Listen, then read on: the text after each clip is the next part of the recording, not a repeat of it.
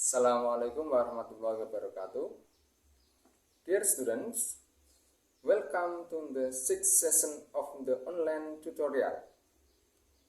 This week, you are going to learn about cover letters and curriculum vitae. You can find this week's topic in Module 7, which consists of 2 learning activities. By the end of the week, you are expected to be able to write a cover letter in English and identify the parts of a curriculum vitae. Please study the material and enrichment links below. Afterwards, please participate in discussion forum 6 and submit the assignment to if you are haven't. Good luck.